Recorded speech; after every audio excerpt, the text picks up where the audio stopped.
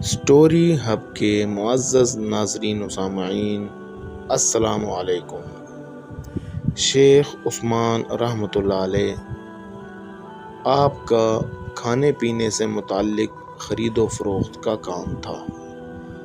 آپ کے بارے میں ایک واقعہ ذکر ہے کہ اگر کوئی شخص ان کے پاس آتا اور کھوٹا درہم دے کر جو کچھ ان کے پاس پکا ہوتا اسے خریدنا چاہتا تو وہ اس سے درہم لے لیتے، اگرچہ انہیں پتہ ہوتا تھا کہ درہم کھوٹا ہے، لیکن وہ خریدار کے منہ پر کچھ نہ کہتے۔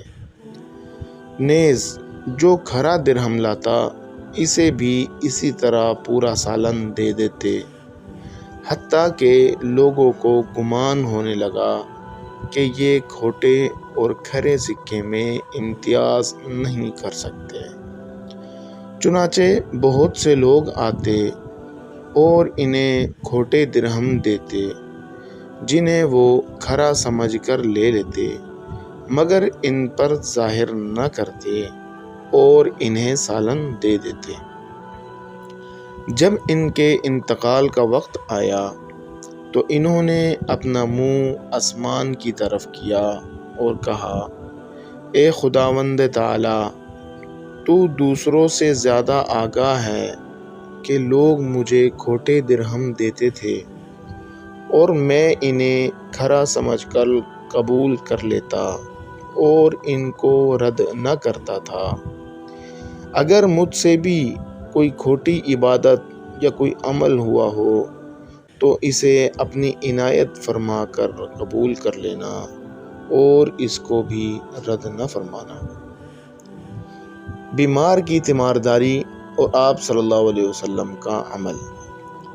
آج کی سائنس، آج کے طب اور آج کے ڈاکٹر سب کے سب اس نتیجے پر پہنچے ہیں کہ ہسپتالوں میں جو مریض تنہا پڑے رہتے ہیں وہ بہترین علاج کے باوجود تندرست نہیں ہو پاتے، اور جن مریضوں سے لوگ ملنے جلنے کے لیے آتے رہتے ہیں ان میں تندرستی کی رفتار دوسروں سے بہت بہتر پائی گئی ہے۔ یہ تحقیق آج کی ہے۔ آئیے دیکھیے اسلام اس بارے میں کیا تعلیم دیتا ہے۔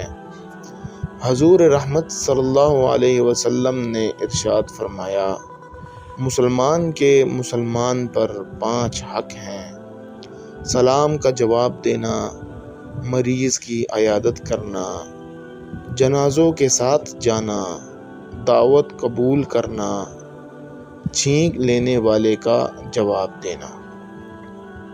اسی طرح فرمایا، بھوکے کو کھانا کھلاؤ، مریض کی عیادت کرو اور قیدی کو رہائی دلواؤ۔ اسی طرح ایک اور حدیث میں فرمایا، ہمیں حکم دیا گیا ہے کہ مریض کی عیادت کریں اور جنازے کے ساتھ جائیں۔ ایک حدیث میں ارشاد فرمایا، جب کوئی مسلمان اپنے کسی مسلمان بھائی کی عیادت کے لیے جاتا ہے تو وہ لوٹتے وقت تک جنت کے باغات سے میوہ خوری میں رہتا ہے۔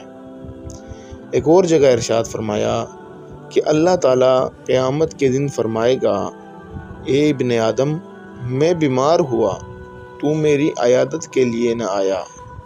وہ کہے گا، اے اللہ، تو رب العالمین ہے۔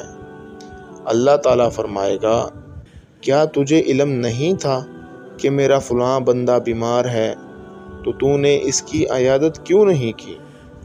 کیا تجھے علم نہیں تھا کہ اگر تو اس کی عیادت کرتا تو مجھے اس کے نزدیک پاتا؟ یعنی اللہ تعالیٰ کتنے کریم ہیں کہ بیمار کے پاس موجود ہوتے ہیں۔ گویا عیادت کرنے والا بھی اللہ کے نزدیک ہوتا ہے۔ حضرت زید بن ارقم رضی اللہ تعالیٰ عنہ کو آنکھوں کی تکلیف ہوئی۔ نبی کریم صلی اللہ علیہ وسلم ان کی عیادت کے لیے گئے۔ اسی طرح ایک اور جگہ ارشاد فرمایا کہ جب کوئی شخص مریض کی عیادت کرتا ہے تو تو وہاں دریائے رحمت میں اس وقت تک رہتا ہے جب تک وہاں رہے، لیکن وہ اس دریا میں ڈبکیاں لگاتا ہے۔ ایک اور جگہ ارشاد ہے، فرمایا جب تو مریض کی عیادت کے لیے جائے تو اس سے اپنے لیے دعا کرا، کیونکہ اس کی دعا فرشتوں کی دعا ہے۔ قارئین و ناظرین، ہمیں ان اسلامی اصولوں کا لحاظ رکھتے ہوئے بیماروں کی تیمارداری کے لیے ضرور وقت نکالنا چاہیے۔ ناظرین، یہ تھی ہماری آج کی ویڈیو۔ اگر آپ کو یہ ویڈیو پسند آئے تو اسے لائک کریں، شیئر کریں اور چینل کو سبسکرائب کرنا مت بھولیے گا، تاکہ ہر نئی آنے والی کہانی کا نوٹیفیکیشن بر وقت مل سکے۔ شکریہ۔ السلام علیکم۔